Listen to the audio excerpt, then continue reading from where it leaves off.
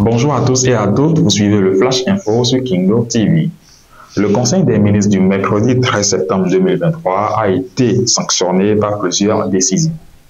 Au nombre de celles-ci, des nominations à la Cour constitutionnelle où Serapi Isabelle Aïssi Djonon Djato a été promue secrétaire générale en remplacement du Chil Bardé au ministère de la Justice et de la Législation, après avis du Conseil supérieur de la magistrature au ministère du cadre de vie des Transports en charge du développement durable et au ministère de l'Intérieur et de la Sécurité publique.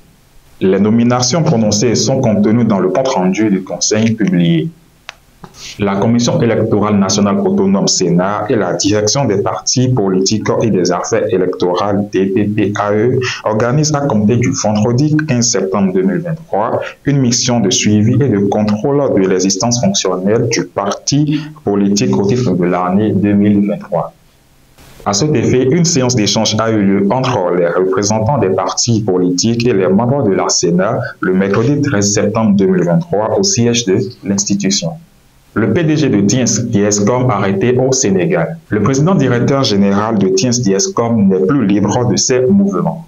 En cavale depuis plus d'un an, il a été interpellé le vendredi 8 septembre 2023 à l'aéroport international Blaise Diagne de Dakar au Sénégal. Selon nos informations, Evra Sossoukwe était en partance pour la Chine quand il a été arrêté par Interpol. L'Agence béninoise pour l'électrification rurale et la maîtrise de l'énergie ABEM, en partenariat avec le programme Energizing Development NDFGs, a procédé au lancement de la campagne de promotion des énergies renouvelables en zone rurale du Bénin le mardi 12 septembre 2023 à Madeboui dans la commune d'Atiémé.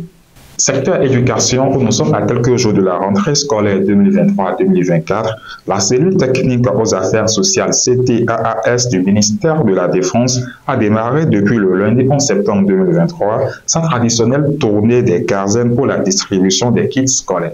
À la faveur d'une cérémonie au 6e bataillon de Nati Tengu, le mardi 12 septembre 2023, plusieurs enfants ont reçu des kits de fourniture scolaire. Toujours dans le cadre de la rentrée scolaire 2023-2024, il est mis en garde contre la vente des sacs UNICEF au Bénin.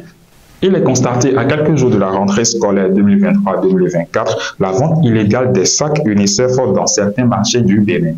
Informé de cette politique illégale, le Fonds des Nations Unies pour l'enfance UNICEF met en garde contre cette pratique qui compromet sa mission d'améliorer l'accès à l'éducation pour les enfants.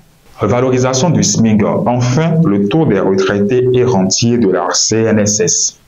Le conclave gouvernemental d'hier 13 septembre 2023 a en effet décidé de faire justice à cette catégorie de travailleurs qui pourront rétroactivement, pour compter dès le 1er janvier 2024, bénéficier des augmentations sur les pensions.